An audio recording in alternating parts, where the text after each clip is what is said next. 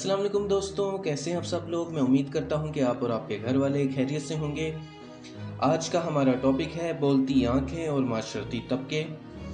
तेज़ रफ्तार दुनिया में जहां टेक्नोलॉजी ने हमको घेर कर रखा हुआ है, हमारे हर तरफ शोर ही शोर है और हम मुसलसल या तो चल रहे हैं या फिर भाग रहे हैं और समझ नहीं आ रहा कि असल में हो क्या रहा है। इस तेज़ रफ्तार दुनिया में हर इंसान को बस अपनी और अपने ख़ानदान की फ़िक्र है, तो मुख्तसर ये कि हम फ़िक्र माश में खुद से और इंसानियत से दूर होते जा रहे हैं। इसमें सारी गलती हमारी नहीं बल्कि माशरे के साथ साथ हुकूमत की भी है।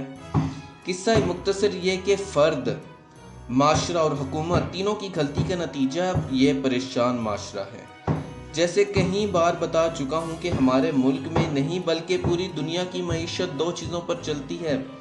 उनकी मार्केटिंग, मतलब यहाँ पर मार्केटिंग है, मार्केटिंग दो चीज़ों पर है। वो दो फैक्टर्स हैं, फेयर एंड ग्रीड, यानी खौफ और लालच। तो इस तरह से हम एक ऐसी दुनिया का हिस्सा बन चुके हैं जो कि खुद को खुद कंट्रोल नहीं करती, खुद को खुद काबू में नहीं रखती, बल्कि उनकी ख्वाहिशात उनको काबू में रखती हैं और वो एक ना रुकने वाली दुनिया का हिस्सा बन चुके हैं। ऐसी दुनिया में हमने लोगों को कई हिस्सों में तकसीम कर लिया है, जैसे लोअर क्लास, मिडिल क्लास और अपर क्लास है। अपर क्लास वो तबका है जो माशरे का वो हिस्सा है जिसके पास बेहिसाब दौलत है, और उसकी मुख्तसर मिसाल मलक रियाज बैरिया टाउन वाले हैं। उनकी मिसाल इसलिए दी क्योंकि वो बहुत मशहूर हैं।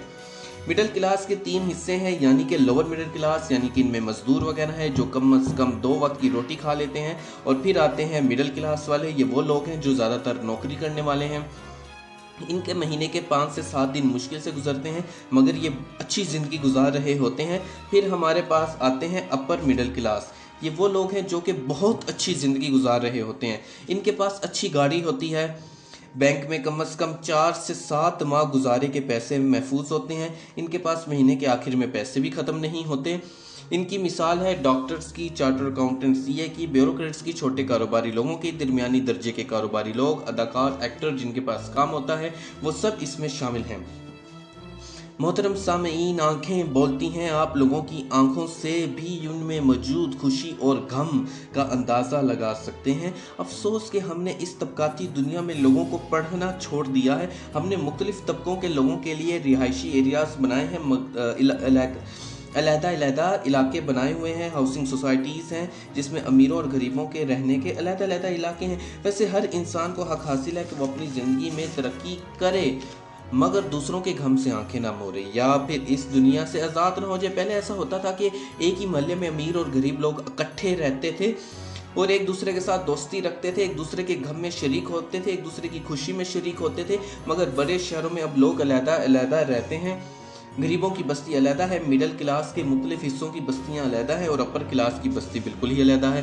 तरक्की करने में कोई बुराई नहीं, मगर दूसरों की आंखें पढ़ने से मुंह नहीं मोड़ना चाहिए। मोहतरम ख्वातीनो हज़रात, दुनिया में कोई कानून ऐसा नहीं जिसमें अगर हमसाया भूख प्यास और अफलास से मर रहा हो या मर जाए तो आप पर इल्ज़ाम आएगा, मगर अल्लाह और आप सल्लल्लाहु अलैहि वसल्लम की तालीमात ये कहती हैं कि अगर कोई मुसलमान और इंसान हमारे सामने अफलास से मर जाए और हमने काबिल होते हुए भी उसकी मदद ना की तो आखिरत के दिन मैदान हश्र में हमसे पूछा जाएगा। और यही चीज़ हमसाए के लिए भी है और बहुत सख्ती से बयान की गई है। आंखें अल्लाह की बनाई हुई चीज़ों में बहुत खूबसूरत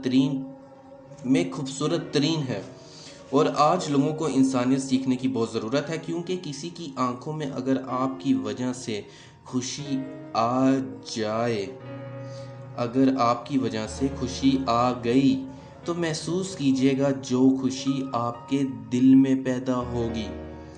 लोगों की कहानी बहुत बार उनकी आंखों में छुपी होती है।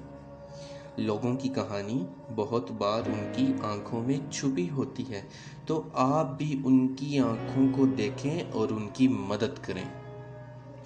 मतलब कि कुरान मजीद में आता है कि जो, यानी कि कुरानिक विज़डम है कि जो तुम्हारे पास इजाफ़ी पैसा है उसको लौटा दो जिसका वो है। मतलब कि हमारे पास जो इजाफ़ी पैसा है वो अल्लाह की अमानत है और हमारे उस मुसलमान भाई दोस्त या उस इंसान का है, अगर वो मुसलमान नहीं भी है, जो डिज़र्व करता है।